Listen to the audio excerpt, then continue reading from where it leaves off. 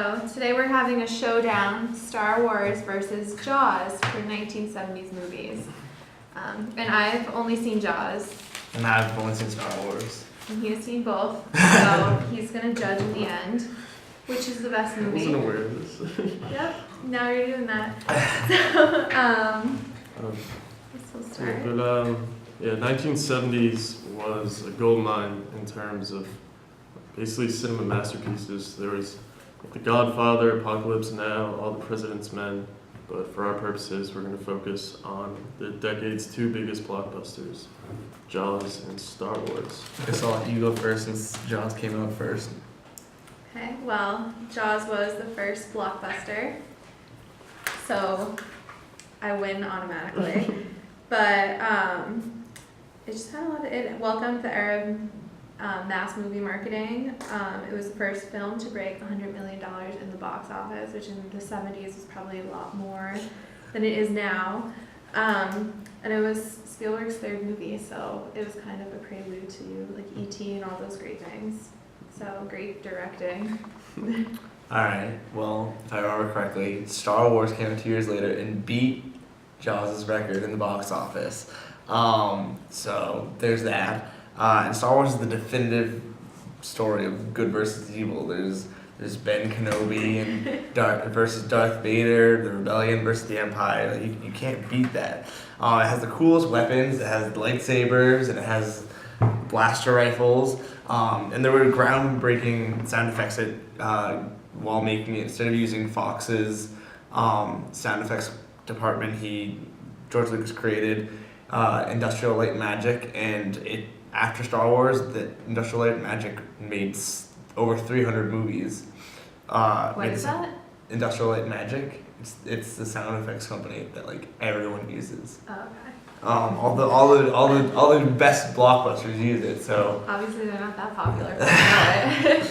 and you can quote Star Wars anytime you want. Like, may the Force be with you. Help me, Obi-Wan Kenobi, you're my only hope. There's so many quotes that come out of Star Wars. Okay.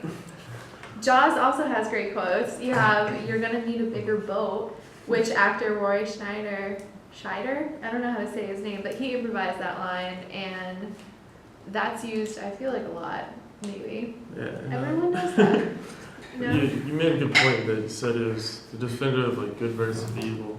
I guess you could say that a little bit about Jaws, but I feel like Jaws was like the first, not one of the first, but it set the tone for like building suspense. It was like the idea of like the unknown lurking right beneath the surface, and like a summer of joy terrorized by a man-eater. And like Spielberg mastered the movie through the building suspense and by utilizing the theme song that almost anyone can identify the moment they hear it. It was what a lot of people don't know is that originally the suspense building, the limited view of the shark wasn't intentional. The mechanical shark that they would use actually malfunctioned throughout the movie, and Spielberg could plan to actually have them appear more throughout the movie, but considering the malfunctions, they had a limited amount of times that they could use it, which just made the idea of the impression of a shark more frightful than actually seeing it. They also said that, like, towards the end, they liked that better because if they made the shark appear, like, right away, like the first girl who's killed, Chrissy or something, like, if the shark... Doesn't matter. Yeah, if she had popped out of if the shark had popped out of the water, it would have been like a monster movie rather than a suspenseful, like, scary movie. And like, it is scary. And since the shark sank immediately when they put it in the water, and so it sank 30 feet and they had to like recover it or whatever. But since it kept breaking, Spielberg decided to use the camera to be the shark and like the viewpoint of the shark. So, and that's in the movie a lot where you see it swimming, and that's like even scarier, I feel like, than if you like saw a fin coming at you. Okay, but Darth Vader is the ultimate villain. He's the greatest villain of all time. 30 years after Star Wars came out, there was a car commercial, a Super Bowl car commercial, that used Darth Vader, and immediately everyone was so excited. The internet was so excited, and everyone knew right away that you saw like the back of the helmet and the cape, and you knew that the little kid was supposed to be Darth Vader. He's the greatest villain of all time. You can't say that shark is better than Darth Vader. The shark eats people. Darth Vader was a dad. Darth Vader was a dad? Not in the 70s he wasn't a dad. He was a softie. Well, yeah, eventually became a dad. So. Let's just make a statement that both were kind of ruined by some of the sequels that were released. Yeah. We're not talking about the prequel series of Star Wars here. We're talking about like the original trilogy. It's all connected. It's all connected. Unfortunately. Or they were awful. They were awful. Dennis Quaid. Yeah. Well, like I was just watching a clip from the original one, and like it was when what's his name, Quint was Quint. getting eaten, and like I was still squeamish. Like the thing is supposed to be like fake looking nowadays, but like I was still scared. I thought it should be a little bit more dramatic, and he should call out to him or something, because it was just silent when he was being eaten. If someone was being, if a shark was eating someone, I would If be you're like. getting eaten, the only thing you're gonna do is scream. No, but his friend, like Brody, was just like watching it. I would have been like, "Oh, I'm sorry. Oops." Is that the tone of voice you would use? Yeah. I guess Star Wars is maybe a little more emotional, a little more personal, and I will give Star Wars just the fantasy aspect.